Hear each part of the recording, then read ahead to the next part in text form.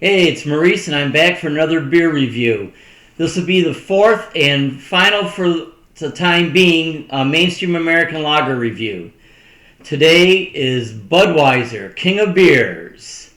And anybody that knew me back in the early 80s knew that I drank a bunch of it, and everybody else I knew did too. It was the number one selling beer in the United States from the mid-70s all the way to the year 2000, when Bud Light took over the number one spot. Anheuser Busch has been a powerhouse brewing company in the United States for decades. In 1981, they had 27.8% of U.S. market share. By 1989, they had 41.9%, and by 1999, they had 49% of U.S. beer production. Quite a lot of beer they produced. And they've only gotten bigger by merging with InBev to create Anheuser-Busch InBev. So, this beer has been under Anheuser-Busch and the Budvar brewery of Czechoslovakia, or Czech Republic now. Been involved in lawsuits since the 1890s over the name Budweiser. They've both used it since in Europe, companies can name their product after the region they're from. So the Budvar brewery named their beer Budweiser, and Anheuser-Busch had named their beer Budweiser because I believe August Busch may have been from that area. But it's been fierce. They're still in litigation in many countries, even though in the early 20th century they made an agreement that Anheuser-Busch would have the Budweiser name in North America and Budvar would have the Budweiser name in Europe. And so far it's still held up, but in Europe, Budweiser is called Bud, and in North America, Budweiser Budvar is called Czechvar.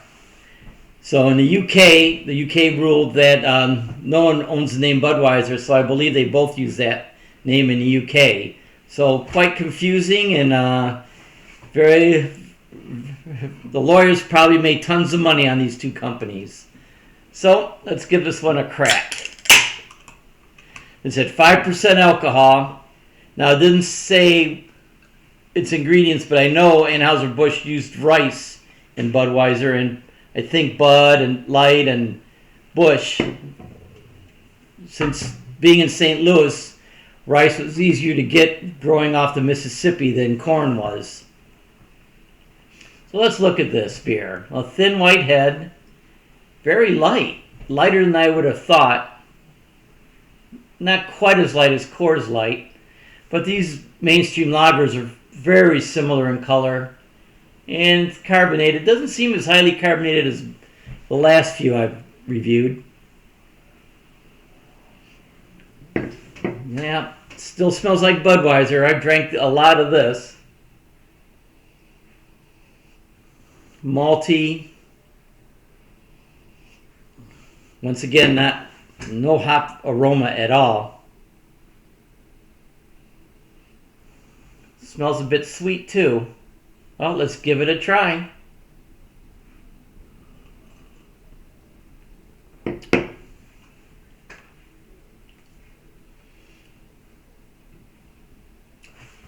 Well, it's got a pretty solid malt flavor with a little bit of sweetness on the back end. I don't really recall that. I know Stroh's had sweetness. Stroh's was a sweeter beer. But I don't remember Budweiser like that.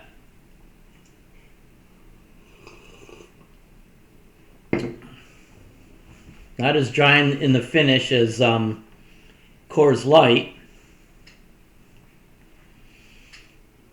A little bit of bitterness in there. Not too much, but enough that you can notice it.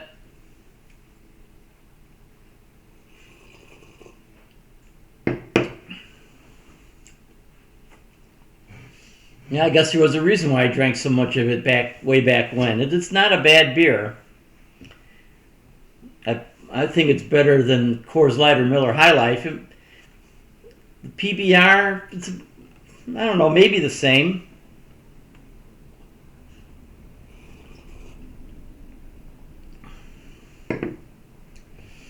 Yeah, currently Budweiser is only the 7th best-selling beer in North America, or in the United States, behind Modelo, Bud Light, Michelob Ultra, Coors Light, Miller Lite, and Corona Extra. And to round out the top 10 would be Heineken at 8, Yingling Lager at 9, and Busch Light at 10. I didn't think Yingling would be in the top 10, but they are. They sell a lot of beer. That lager is pretty popular.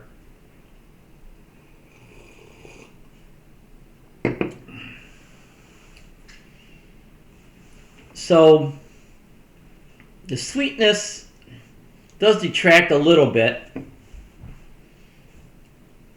but it's not too bad. I guess I'll give it a rating. I'll give it a 7 out of 10 like I did PBR. It has its own strengths over PBR, but it has little weaknesses over against it. So I would call them about the same. So 7 out of 10 for Budweiser. 5% alcohol. It's the strongest one I've had of the American lagers in these testing. And that's about it. Don't forget to like this video, subscribe to my channel, and hit the notification bell. And we'll see you next time. Take care.